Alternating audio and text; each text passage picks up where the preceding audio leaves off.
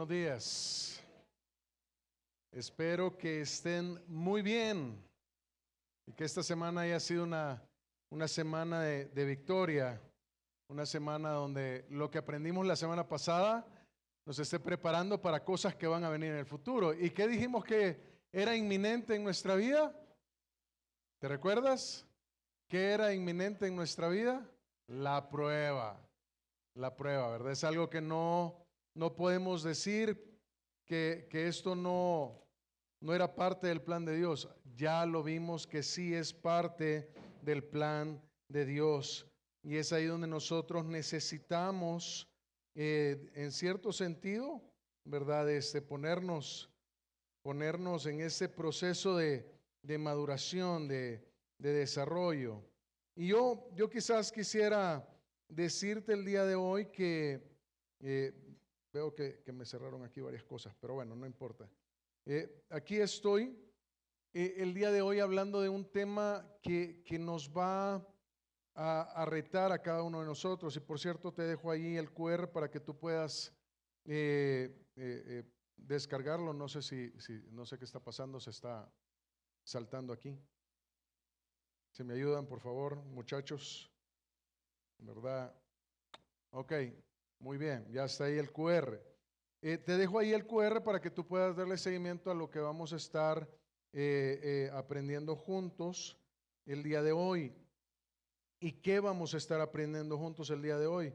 Vamos a seguir en este tema de la prueba. El libro de Santiago literalmente nos va a llevar por un camino en el que es necesario que cada uno de nosotros podamos comprenderlo desde la perspectiva correcta. Ok, ya tengo aquí lo que estaba buscando. Y seguimos en Santiago entonces, y lo que vamos a aprender el día de hoy, aquí está, muy bien. Tengo que hacerle así con la cabecita para que pase, ¿verdad? Lo que vamos a aprender el día de hoy es cómo tú y yo debemos desarrollar convicciones para resistir la tentación. Mira, fíjate que es muy interesante lo que va a pasar en este momento en el pensamiento de Santiago.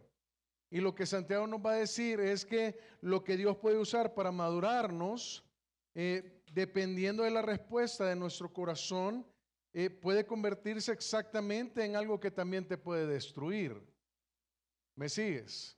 O sea, una prueba puede ser la misma herramienta que Dios puede usar para hacerte crecer y desarrollar áreas en tu vida que deben de cambiar, pero también dependiendo de esa respuesta del corazón, de esa docilidad, de esa humildad que aprendimos la semana pasada. Si tú no tienes esa capacidad de humillarte delante del Señor, entonces eso que Dios está permitiendo que pase en tu vida para cambiarte, puede destruirte a la vez.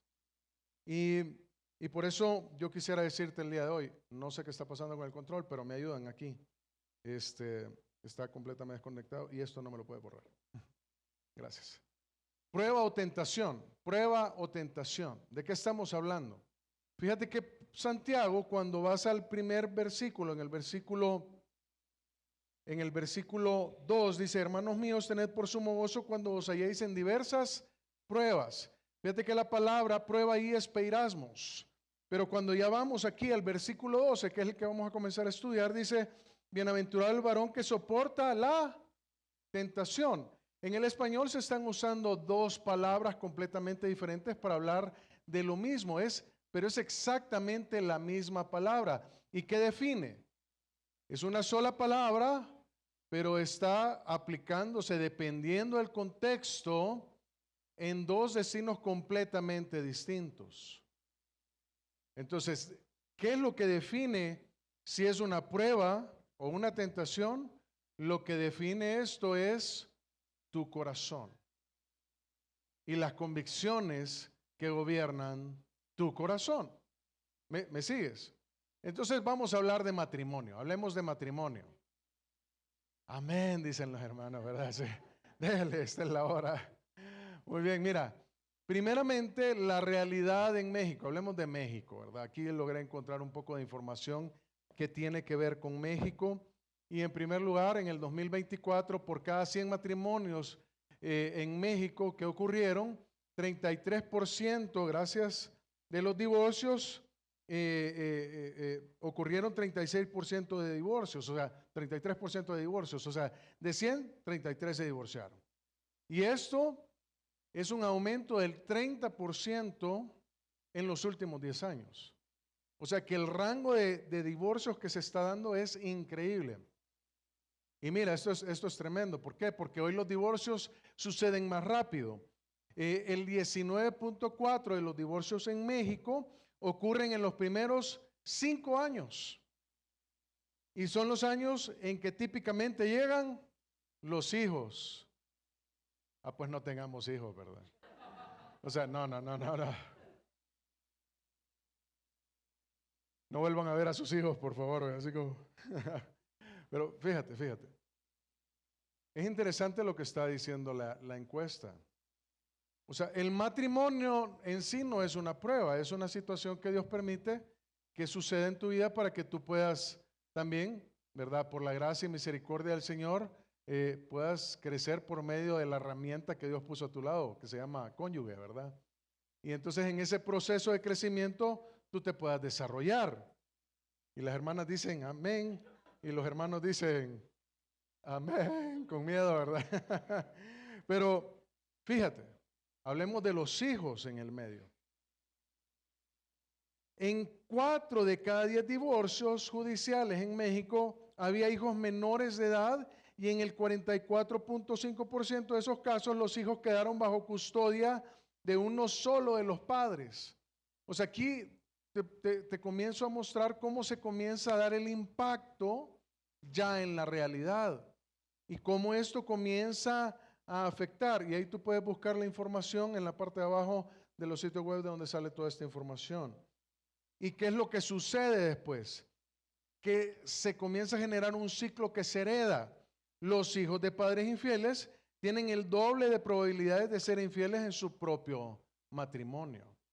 Entonces, ahora, esas son las estadísticas. No necesariamente debe determinar esa realidad así. Y si has pasado por algo como eso, tú puedes decidir no repetir la historia. ¿Ok? Habiendo dicho esto, fíjate, ¿qué es lo que nos está diciendo esto? Esto lo que nos está diciendo literalmente es que hay algo que determina el resultado de la prueba. Y yo creo que esa es la pregunta que vamos a contestar el día de hoy. La pregunta que vamos a contestar el día de hoy es, ¿qué determina el resultado de la tentación en mi vida? ¿Cómo es que de ser prueba donde Dios puede obrar para transformarme, termina siendo una tentación en mi vida? Entonces, ¿qué es lo que determina? Yo quiero proponerte el día de hoy que eso está determinado por tus convicciones. Tus convicciones. ¿Qué es lo que tú crees de Dios en la vida?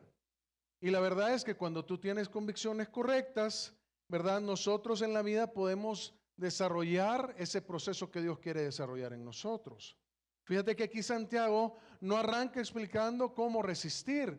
Él está arrancando en el versículo 12 cómo tú y yo podemos resistir, mostrándonos aquello por lo que vale la pena vivir. Fíjate, mira lo que dice el versículo 12.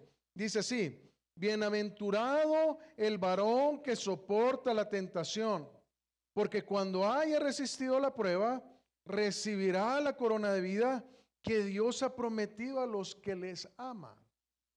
Y aquí, mira, en primer lugar, la convicción correcta siempre va a producir consecuencias positivas en ti.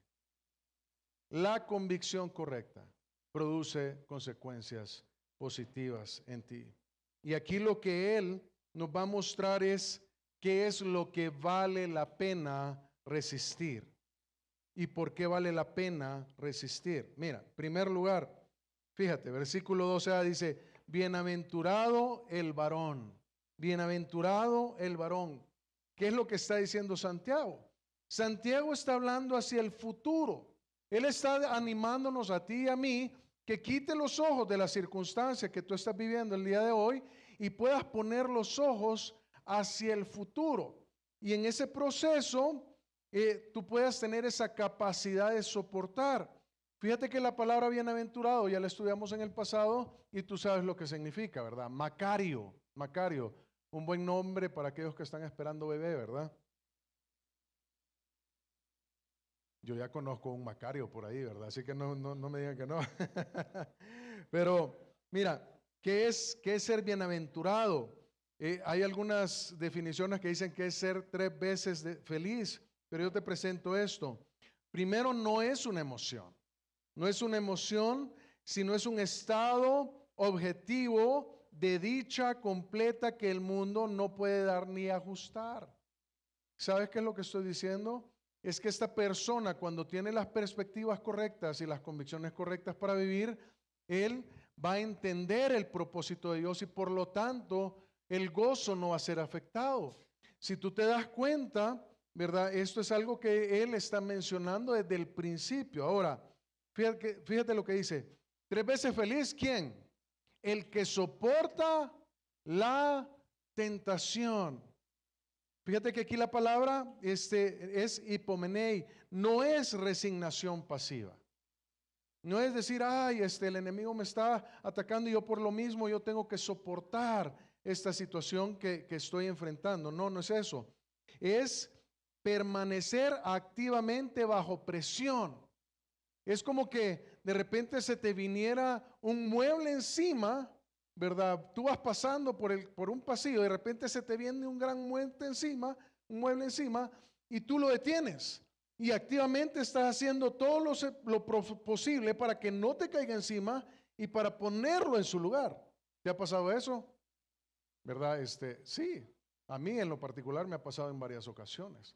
Y ese momento, hay un momento donde uno está sintiendo que está cediendo, pero esa lucha lleva a poner las cosas en su lugar. Así es la vida.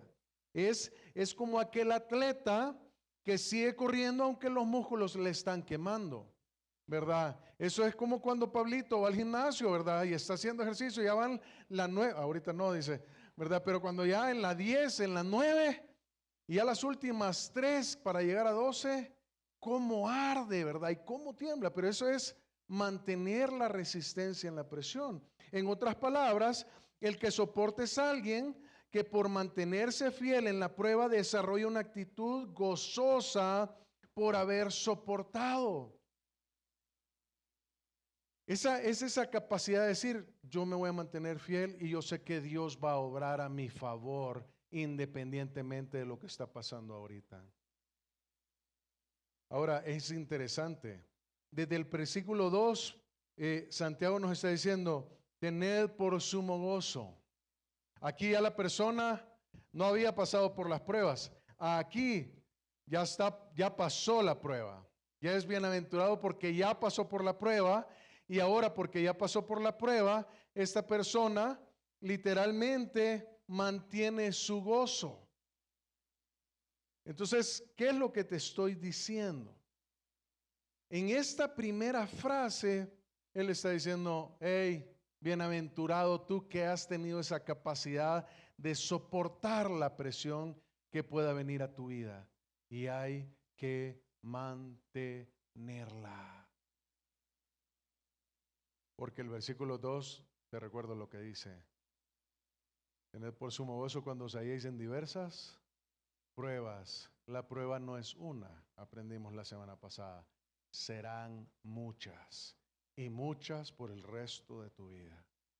Y entonces es un proceso de fortaleza. Pero en segundo lugar, fíjate, ¿por qué vale la pena resistir? Porque esto va a cambiar tu carácter.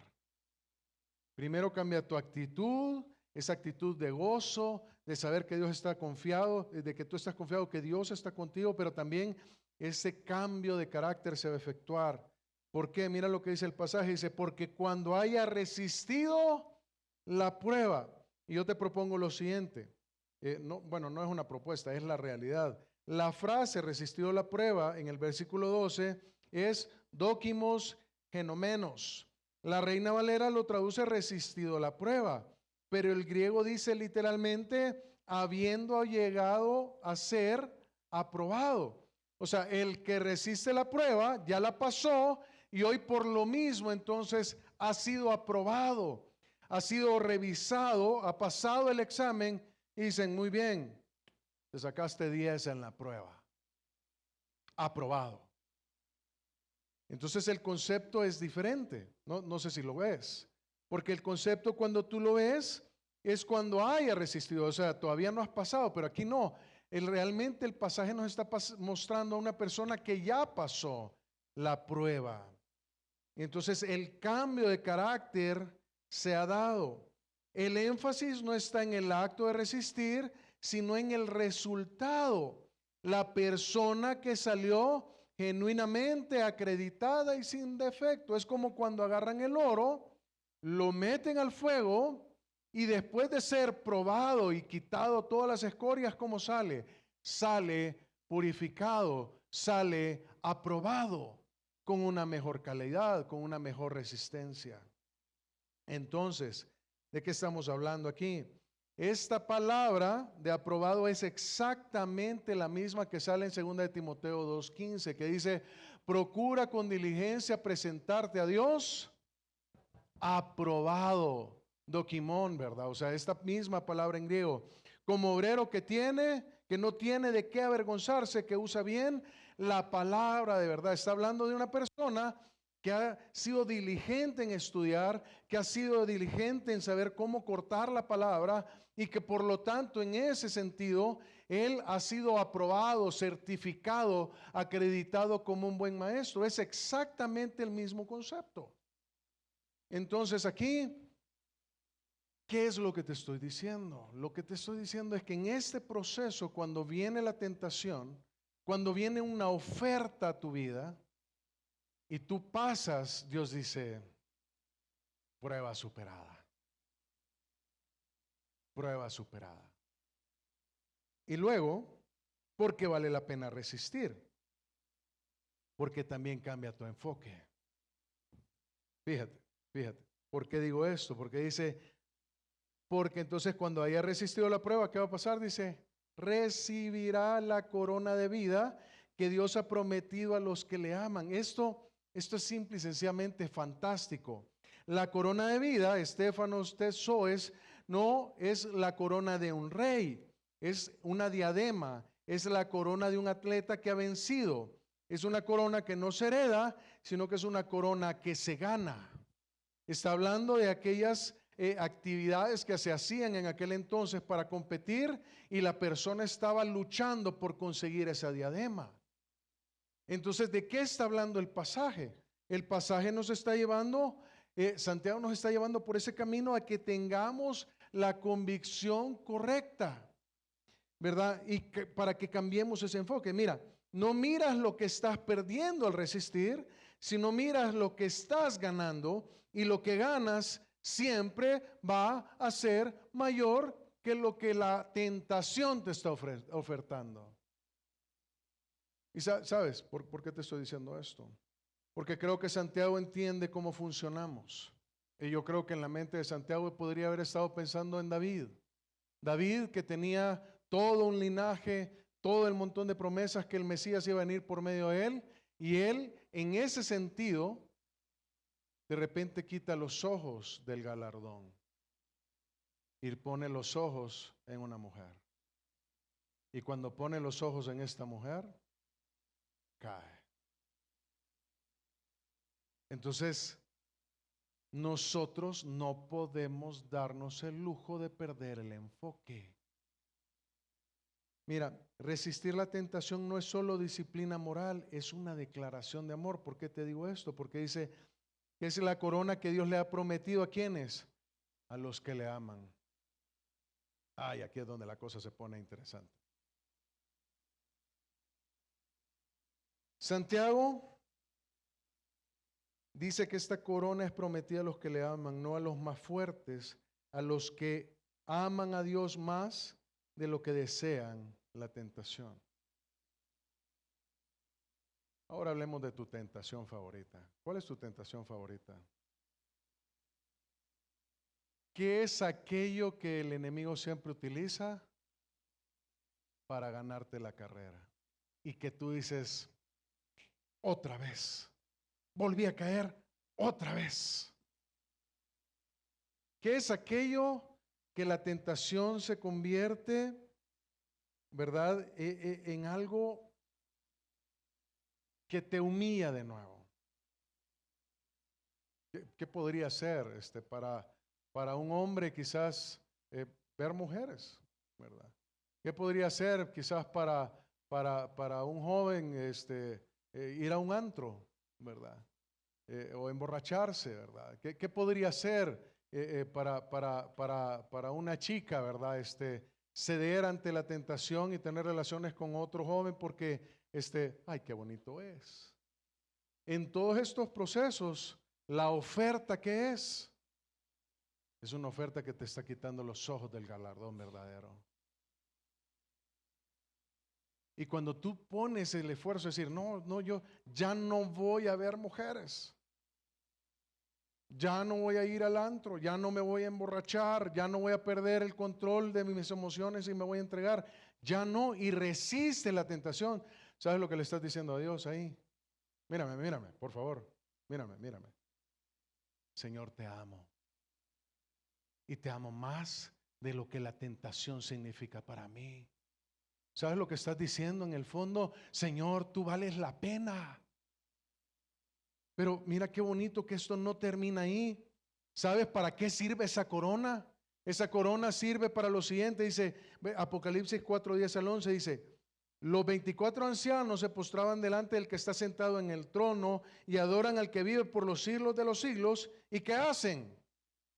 Por favor, léelo conmigo. Y echan sus coronas delante del trono, diciendo: Señor, digno eres de recibir la gloria y la honra y el poder, porque tú creaste todas las cosas y por tu voluntad existen y fueron todos creados. ¿Saben lo que están diciendo ellos? Hey, Señor, aquí está mi corona. Y esta corona de vida la conseguí porque te consideré digno, porque te consideré valioso.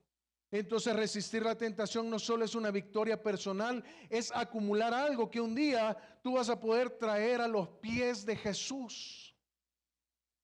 Y ahora la pregunta para ti es, si el día de hoy tú fueras a la presencia del Señor, ¿qué podrías poner a los pies de Jesús en este tema?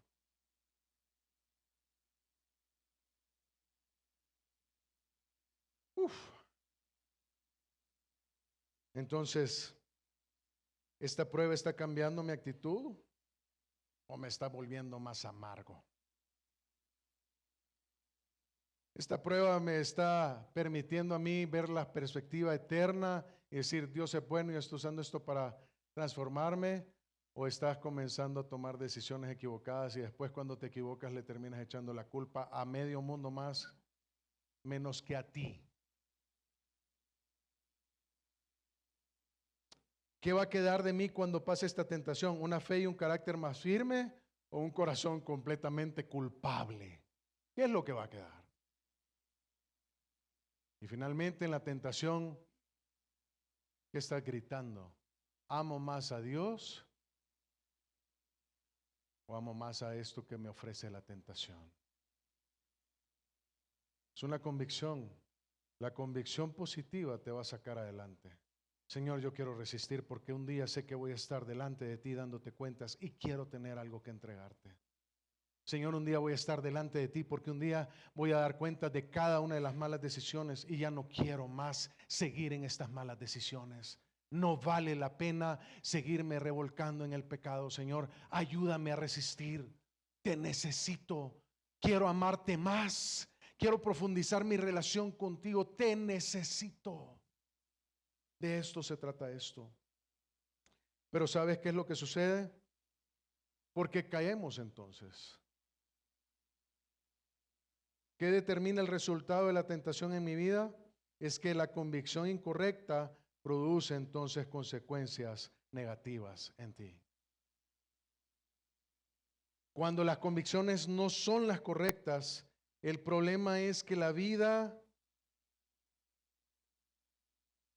se vuelve un caos. El problema de la tentación es que en medio de las circunstancias y presiones de la vida tomamos decisiones a veces sin pensar en las repercusiones de este efecto y de la decisión que vamos a tomar. Y esto lo único que está evidenciando es mi falta de carácter. Es como estos chiquillos que a veces tienen relaciones antes de casarse y no están pensando que un día pueden terminar concibiendo a un bebé a los 16, 17 años. Y están afectando completamente sus vidas. ¿Por qué? Porque no se detuvieron a considerar la repercusión de la decisión que estaban tomando.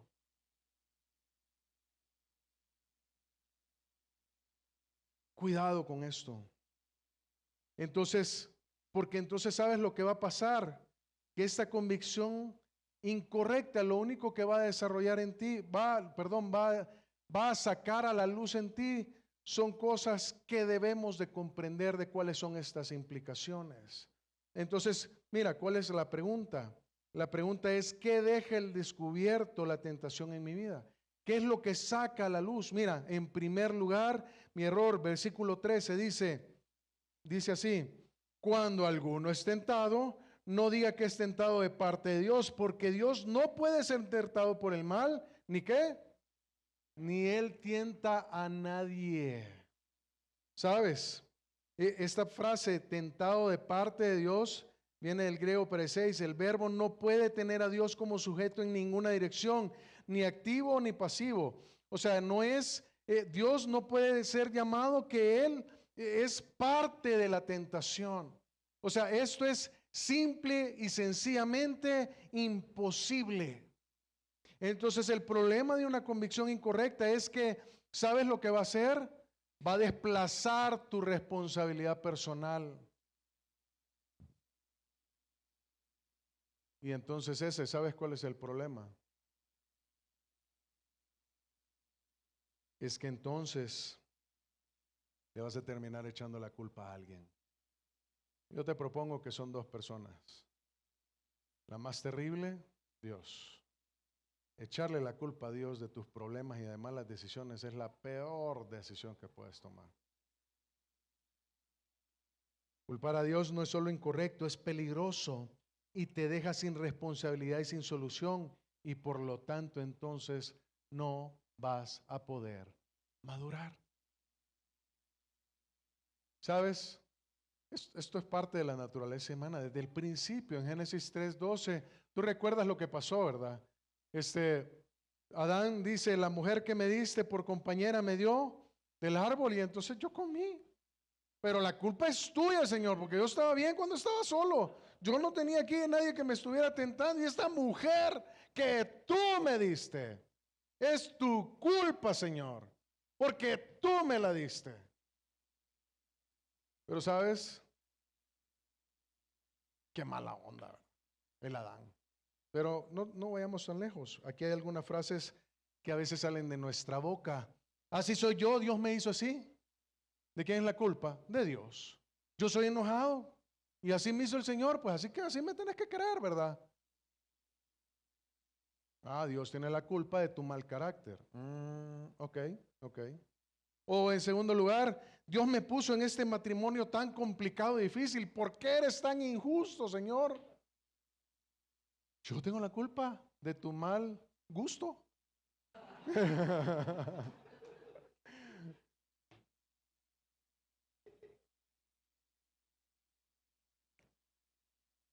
Si Dios me hubiera bendecido más, no tendría que hacer esto. Si yo tuviera más plata, no tendría por qué estar reportando mis impuestos para quedarme con un poco más de dinero.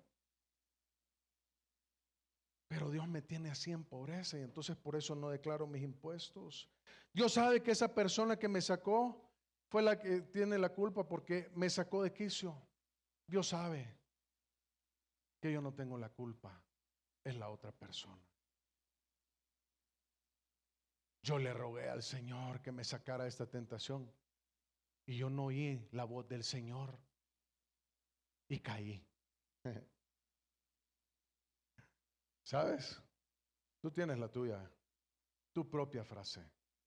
La frase donde terminas desligándote de la responsabilidad y se la pones o a tu prójimo o al Señor. Y eso es peligroso. Porque sabes, cuando eso pase en tu vida, lo único que me estás diciendo es, no quiero cambiar. Y estoy completamente entregado y esclavizado por mi pecado. Pero mira, ¿qué deja al descubierto la tentación en mi vida? También revela mis deseos desordenados. Porque mira lo que dice el versículo 14, dice, sino que cada uno es tentado cuando de su propia concupiscencia es atraído y seducido. ¿Sabes lo que está diciendo el pasaje? El pasaje está diciendo que el problema de tu tentación no está afuera. El problema de tu tentación está dentro de ti, dentro de mí. Nadie más tiene responsabilidad de estas cosas. Mira, ¿qué es la concupiscencia? Es un deseo desordenado que ya vive en mí y no viene de afuera. Y fíjate la palabra propia, esto me llamó la atención muchísimo. ¿Por qué? Porque esto significa que no es una prueba genérica que nos va a venir a todos. Es algo que ha sido diseñado exclusivamente para ti.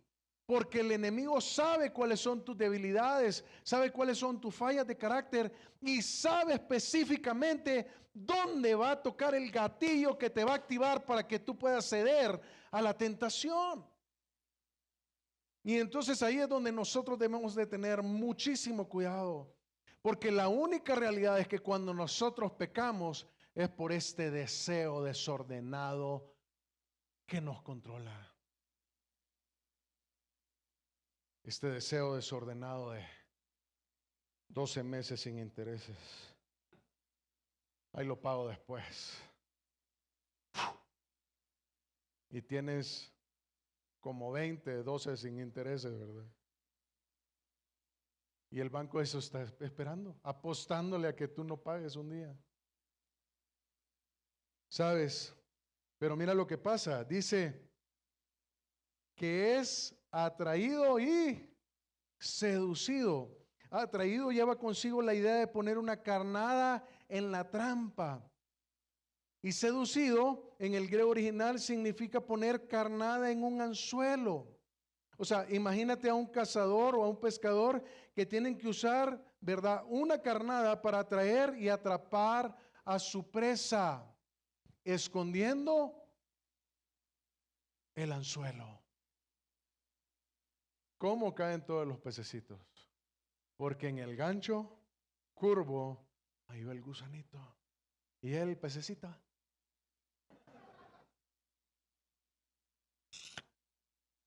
Y cayó. ¿Sabes?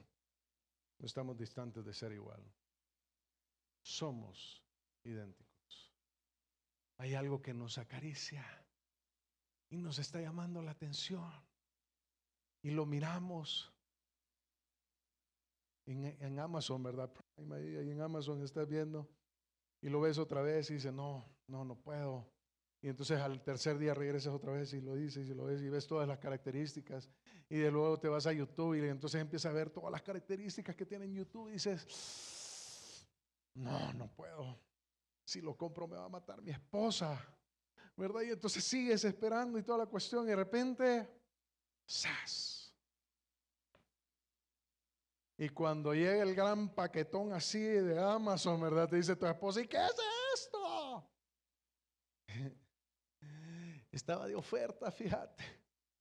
Y estaba bien barato, al 30% de descuento. ¿Y cuánto cuesta? 25,000. Y tiene el 30% de descuento. Era un televisorcito de 90 pulgadas. Fíjate. ¿Y apartaste lo de la renta? No. Mira, ¿sabes? La tentación es un traidor interno. Lo dice John MacArthur. La tentación tiene primero un traidor adentro, no solo un enemigo que está afuera tratando de hacerte caer. Es ese traidor que tú dices y terminas cediendo. ¿Sabes lo que dice Warren Wiersbe? Dice, la carnada nos impide ver las consecuencias del pecado. El enemigo te está atrayendo y te está jalando y tú no puedes ver esas consecuencias a futuro.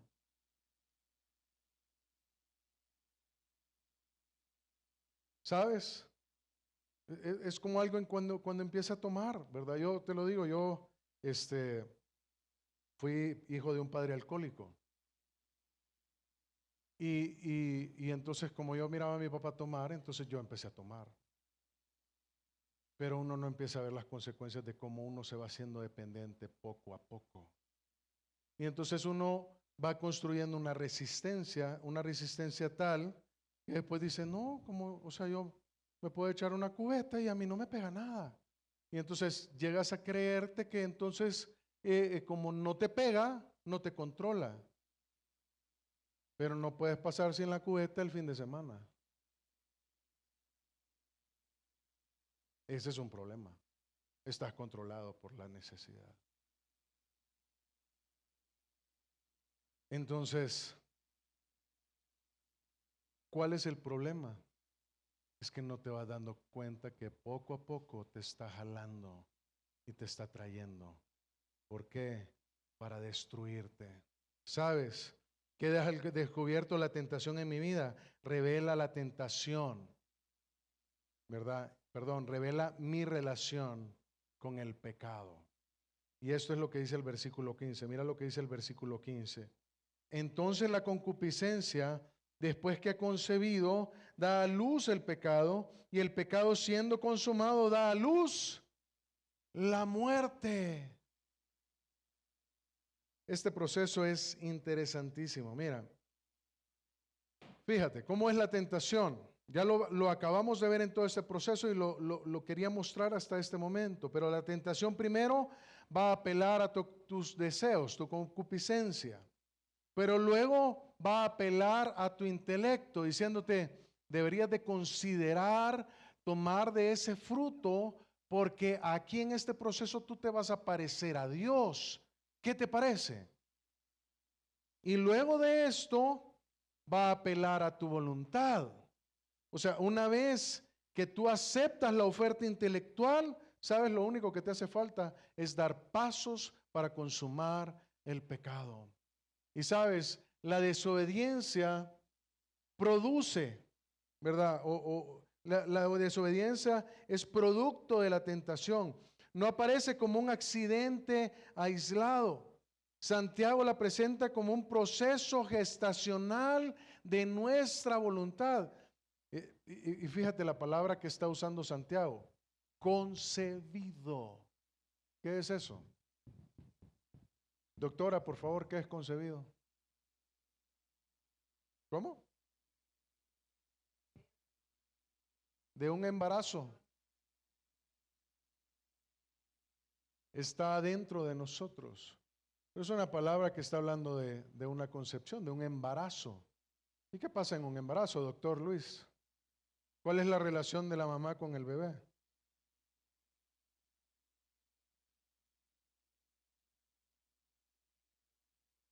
¿Cómo? Ah, no, pero una pregunta así, natural. ¿Cómo crece el bebé?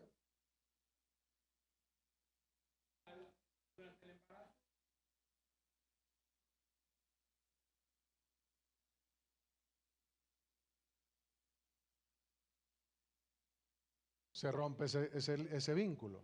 Fíjate, lo estás alimentando. Eso es lo que está diciendo.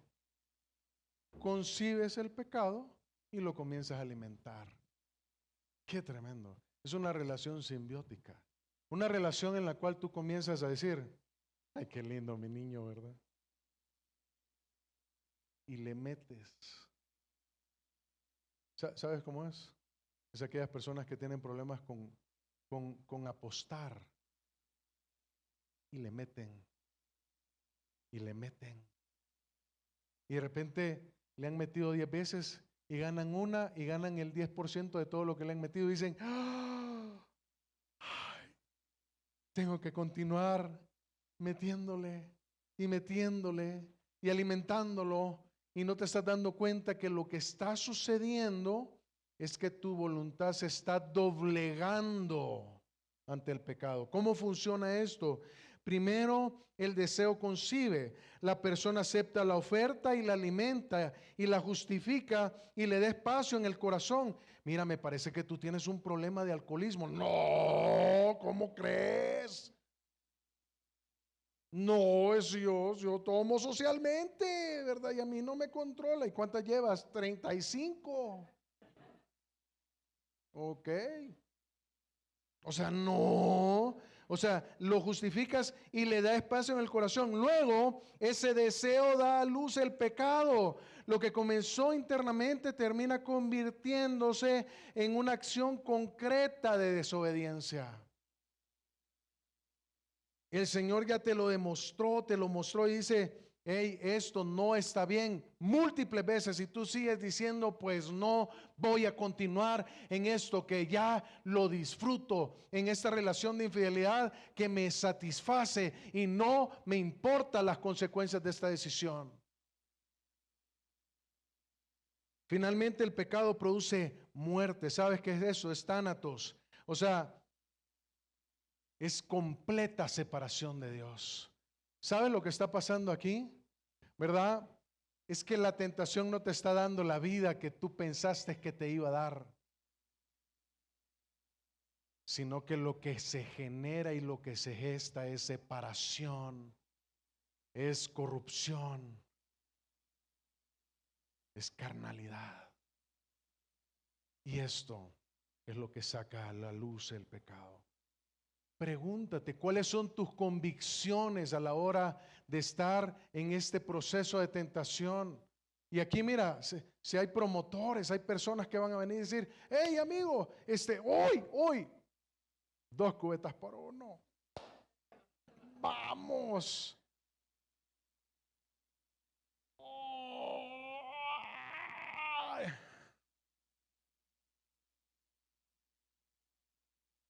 Con lo que vamos a pagar 2, vamos a tener 4.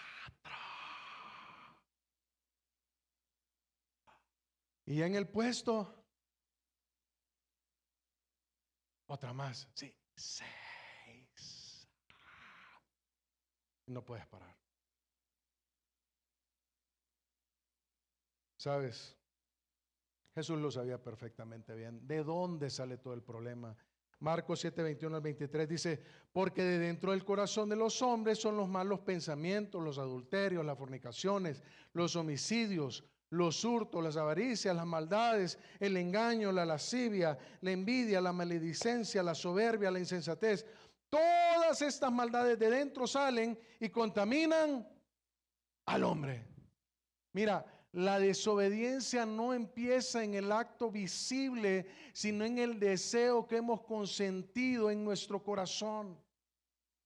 La desobediencia está ahí, anidada en el corazón. Y eso es lo que cada uno de nosotros debemos de tratar. Por eso yo te hago la pregunta el día de hoy. Por favor, detente un momento y sé honesto contigo mismo. ¿Reconoces el ciclo del pecado en tu propia vida? ¿Reconoces cómo te está controlando? Y pregúntate, por favor, ¿hay algo que estás alimentando, nutriendo y justificando que ya comenzó a gestarse dentro de ti? Mira, debemos de comprender que el ciclo no se rompe cuando ya dio a luz, se rompe antes de concebir. La pregunta es, ¿en qué punto del ciclo estás tú el día de hoy? ¿En qué punto? Ahora bien, esto nos lleva a un tercer punto. Ya hablamos, las convicciones correctas van a tener consecuencias positivas y las convicciones incorrectas van a tener consecuencias negativas. Y entonces ahora, ¿cuál debería de ser la base que determine el resultado de mi tentación? La base de toda convicción correcta es conocer a Dios. Es conocer a Dios. No hay otra manera de vencer al pecado, mi hermano. Mira, Santiago lo está diciendo con claridad en el versículo 16. Dice, amados hermanos míos, dice, no erréis. Y me sorprendió lo que aprendí de esta palabra. Me sorprendió, mira, No erréis viene de una frase que se dice me planasté. Es un imperativo fuerte. Viene de planado, que significa errar, vagar. De aquí viene la palabra planeta. Es un astro que vaga en la nada y se queda estacionado en una órbita continua y eternamente. ¿Qué concepto más importante? ¿Sabe lo que está diciendo Santiago? Es, hey, por favor, no te quedes estancado en tu pecado, vagando y pululando alrededor de él, dando vueltas como un planeta que es llevado por la fuerza alrededor de una órbita que no sabe para dónde va, más que exactamente a lo mismo.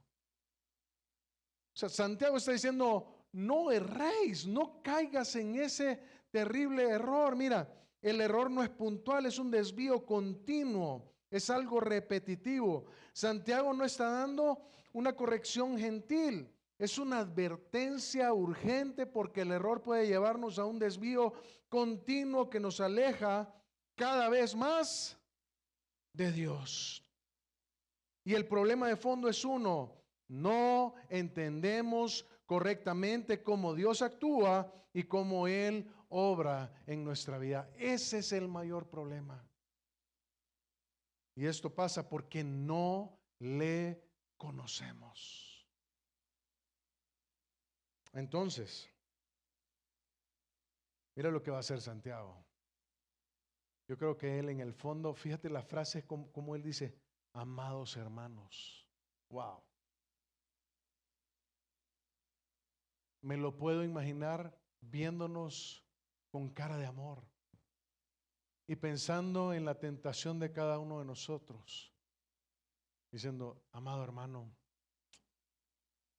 ya no falles, ya no erres, no continúes con este estilo de vida. Amado hermano, te lo ruego. Y yo creo claramente aquí sale a la luz el sentir pastoral de Santiago. Y mira lo que él nos va a hablar en el versículo 17. Dice, primero, entiéndelo primero, toda buena dádiva y todo don perfecto desciende de lo alto, del Padre de las luces, en el cual no hay mudanza ni sombra de variación. ¿Qué significa esto? ¿Cómo es el carácter de Dios? Es generoso e inmutable. Mira, dádiva y don perfecto son dos palabras que están apuntando hacia lo mismo, pero habla del acto de dar y del regalo en sí. O sea, está hablando de la característica del regalo y está hablando del acto de quien lo da. ¿Qué está diciendo Santiago aquí? Él está diciendo que toda buena dádiva, o sea, el regalo es bueno y todo don perfecto, el que da es perfecto, ¿verdad? Y dice, desciende ¿de dónde? De lo alto. Las dádivas de Dios que quiere entregarte en tu vida son divinas. Ok, barajéamelo un poquito, Mario. No comprendo.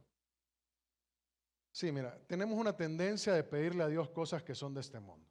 Que la casa, que la salud, que el carro, que los negocios. Pues Señor, ¿sabes? Está diciéndote, está bien. O sea, pídeme esas cosas que yo te las puedo dar. Pero eso no es lo que me interesa a mí. Yo lo que te quiero dar son cosas buenas que vienen de arriba. Son cosas buenas para ti que vienen de mi naturaleza. Y sabes, en el proceso lo que está diciendo es lo siguiente: Dios cubre ambos lados, la intención y el resultado. Solo bondad generosa en los dos extremos, en su intención y en lo que te va a dar. Dios nunca será la fuente de la tentación, como lo dice el versículo 13, porque su naturaleza es dadora, no destructora.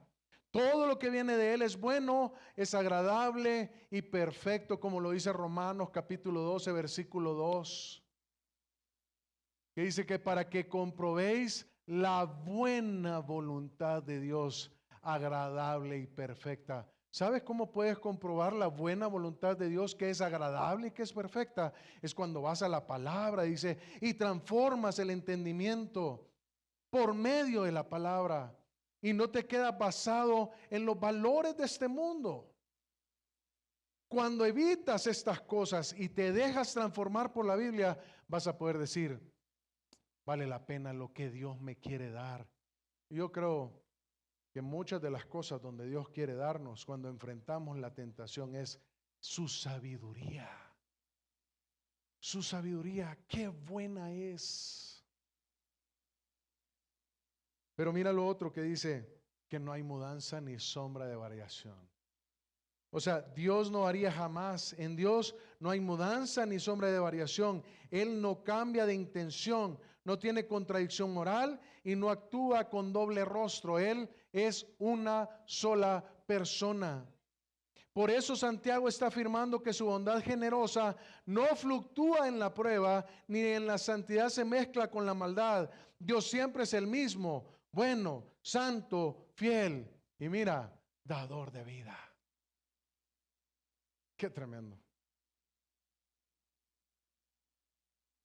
Qué tremendo.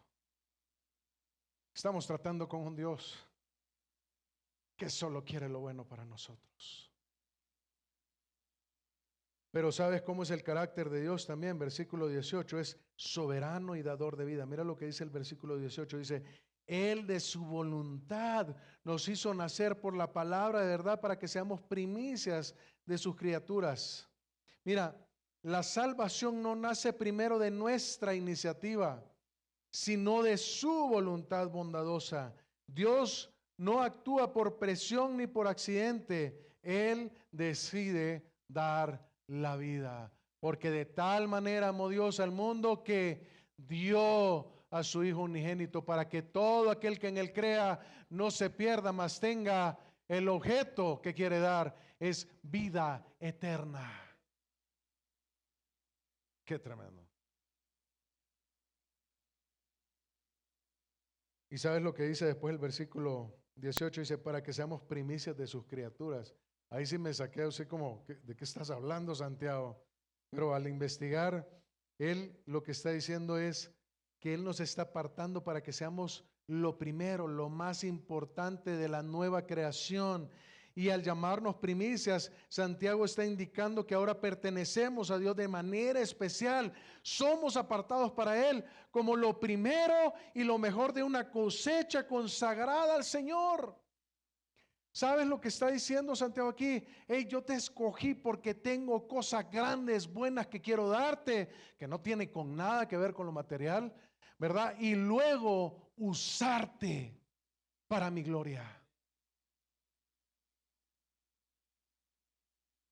Estas cosas, estas convicciones son las que deberían de llevarnos al ver y decir, wow, qué bueno es Dios. Pablo lo entendía perfectamente bien en Romanos 8:32, que dice, el que no escatimó a su propio Hijo, sino que lo entregó por todos y por nosotros, por todos nosotros, ¿cómo no nos dará también todas las cosas? Si Él ya entregó lo más precioso para salvarte, no puedes tratarlo como si Él fuera tu enemigo en la prueba. O sea, tú no puedes decir, Señor, esto es tu culpa. No, no, no. Pon las cosas en el lugar correcto. Si estás metido en una tentación y en un pecado que te ha controlado, ha sido por tu propia decisión. Ha sido por mi propia decisión. No le echemos la culpa al Señor. Es que Señor, por favor, yo le pedí que me sanara a mi hijo y no me lo salió y entonces yo me enojo con él. Tú has decidido enojarte con él. Pero si esa situación la hubieras visto con otros ojos, quizás te hubieras dado cuenta que era la manera en cómo él quería acercarte a él. No le echemos la culpa a él. Él es generoso e inmutable y soberano dador de vida. Quiero terminar con esto. Lo que hace la diferencia en la tentación no está en la presión, sino en nuestras convicciones. Por eso pregúntate, ¿qué creo realmente de Dios cuando estoy siendo tentado? ¿Qué hago con Dios cuando estoy siendo tentado? Yo particularmente creo que a veces lo vemos a Dios como un switch, donde solamente lo apagamos para poder darnos la libertad de seguir pecando. El Dios que podrías culpar es el mismo que decidió salvarte. Entonces Él no es tu enemigo, es tu ancla. Y por lo tanto, aquí viene la pregunta para ti. ¿Vas a dejar que la presión decida por ti? ¿O vas a permanecer firme confiando en quién es Dios? Yo te animo que sea la segunda. Amén. Vamos a orar. Señor, gracias, Padre, por ese tiempo y por la oportunidad de aprender de tu palabra.